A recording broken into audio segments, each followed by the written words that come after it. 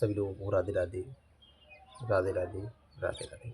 ओम नमः शिवाय, ओम नमः शिवाय। आज के सत्संग में हम चर्चा करेंगे, हमारी वार्तालाप होगी, हमारे सवाल जवाब होंगे कि आज जो मनुष्य है वो सबसे ज़्यादा परेशान क्यों है और उसका उपाय क्या है। मनुष्य जब परेशान सबसे ज़्यादा इसीलिए भी है कि वो परमात्मा से दूर है। जब हम परमात्मा के नज़दीक होते हैं, ईश्वर के नज़दीक होते हैं, तो हमारे आधे से ज़्यादा जो हमारी समस्याएं होती हैं वो खुद ब खुद हर लेते हैं। और आज अगर हमें ज़्यादा परेशान है और चिंता भी है हमें काफ़ी ज़्यादा, तो आप ये सत्संग सुनिए और इस सत्संग को सुनने के बाद आपकी जो चिंता है वो लगभग लगभग शून्य हो जाएंगी। तो आज अगर हम सबसे ज़्यादा जो परेशान हैं, चिंतित हैं और दुखी हैं, असहाय हैं, तो उसका भी एक कारण है। हम निरंतर अपनी जो चिंता है उसको माइंड में घुमाते रहते हैं और घुमाने से ही चिंता, बारंबार उसी चीज़ के बारे में सोचना, बारंबार उसी चीज़ के बारे में सोचना, तो ये हमें इतना ज़्यादा परेशान कर देता है कि समस्या इतनी बड़ी नहीं होती, हम उसको खुद ब खुद उतनी बड़ी बना लेते हैं। तो आप जो समस्या है वो ईश्वर के ऊपर छोड़ दीजिए, आप अपना सत्कर्म करिए। आप अपना सत्कर्म करेंगे तो उसका सत् परिणाम ही आपको मिलेगा। चाहे कोई आपके साथ गलत करने की कोशिश क्यों ना कर रहा हो, कोई भी हो, आपके साथ कितना भी गलत करने की कोशिश कर रहा हो, आप प्रभु पर भरोसा रखिए, आपका जो कर्म है वो बिल्कुल ठीक हो जाएगा। तो गरुड़ जो पुराण है उनमें जो चिंता की बात कही गई है, चिंता ऐसी डंकिनी, चिंता ऐसी डंकिनी काट कलेजा खाए, चिंता ऐसी डंकिनी काट कलेजा खाए, वैद्य बेचारा क्या करे, वैद्य बेचारा क्या करे और कहाँ कहाँ दवा लगाए।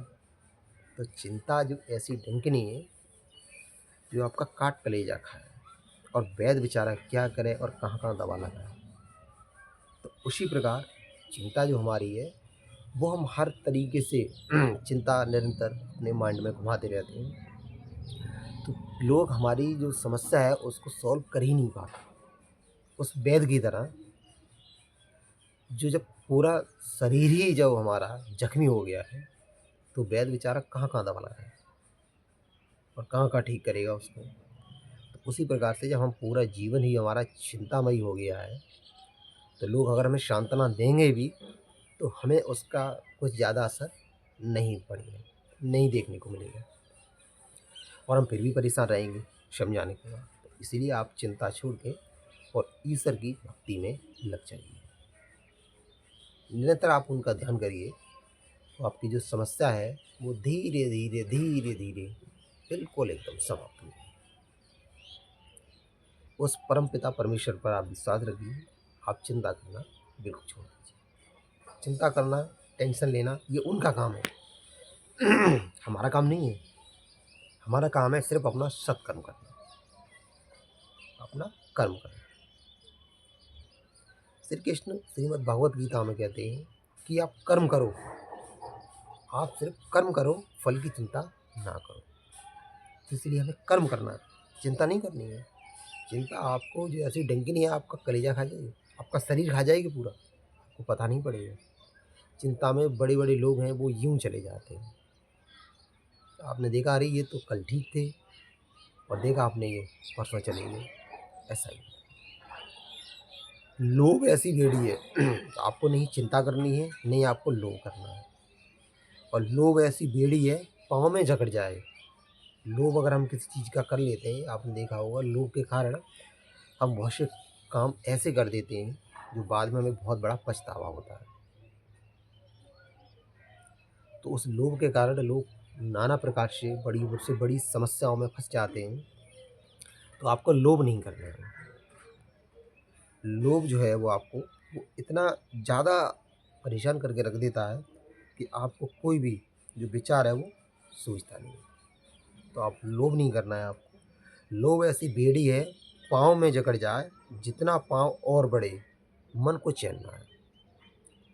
पाँव आपका जितना बढ़ेगा फिर भी आपको मन को चैन नहीं आएगा, वो बेड़ी और बड़ी होती जाएगी। तो लोभ की ऐसी बेड़ी है आप उसमें उसके दंदल में दसते चले जाओगे।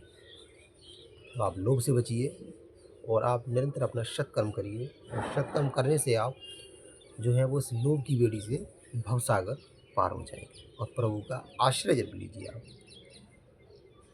अब हमें चिंता नहीं करनी और लोभ नहीं करना, और हमें एक करना नहीं है, तो वो एक करने वाली चीज़ है, वो है अहंकार। हमें अहंकार नहीं करना है। अहंकार जब हम करते हैं तो आपने देखा होगा उस अहंकार के कारण ही रावण, बिल्कुल उसकी रावण की जो सोने की लंका है वो बिल्कुल ध्वस्त हो गई। अहंकार से बड़े धूपपति, बड़े से बड़े राजा, बड़े से बड़े तपस्वी, उनका मान भंग हो गया अहंकार के कारण। तो हम तो मनुष्य हैं, तो हमारी तो उनके सामने जो है वो स्थिति ही क्या है।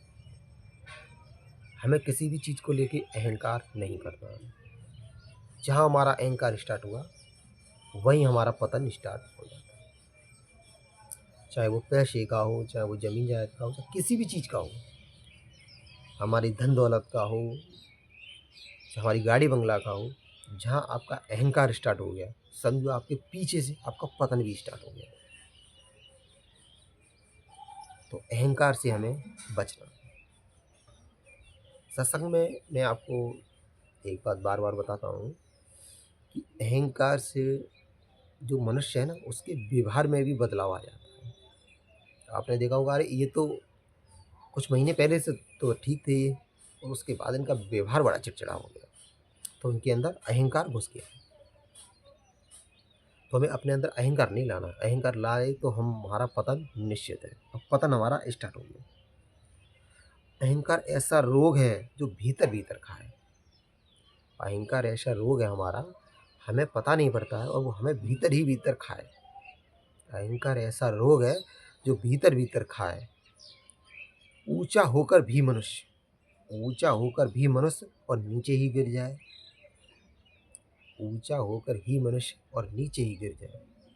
अहंकार में आप चाहे जितना ऊंचा हो जाओ, चाहे जितना ऊंचा, आपको जमीन पर गिरने में कुछ ही देर लगेगी कि आपका जो अहंकार है वो चकनाचूर हो जाएगा।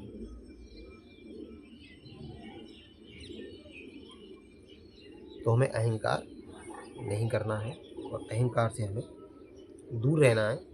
और हमारा जो मनुष्य होने के नाते हमारा जो परम कर्तव्य है उसका हमें पालन करना है। समय ऐसी धार है, समय जो है वो ऐसी धार है, पल में सब बह जाए। समय ऐसी धार है, पल में सब बह जाए, और आज सुकून जो है वो हमारे हाथों में रह जाए। समय की ऐसी धार है, समय की ऐसी मार है कि उससे कोई बचा नहीं है। कोई नहीं बचा है। समय की ऐसी धार है जो सब उसमें बह जाए। समय की ऐसी धार में सब बह जाता है। तो हम और आप तो हैं क्या? हम और आप तो हैं क्या? तो इसीलिए हमें अहंकार नहीं करना, और हमें करना नहीं है, वो नहीं करना है हमें शर्म। आप किसी भी चीज़ को लेके शर्म मत करिए।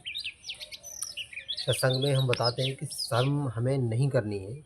खाने से लेके, पहनने से लेके, किसी भी चीज़ को लेके हमारे पास जो है वो है, ओरिजिनल ही हमारी सत्यता है। हमें दिखावा नहीं करना है। शर्म हमें नहीं करनी है।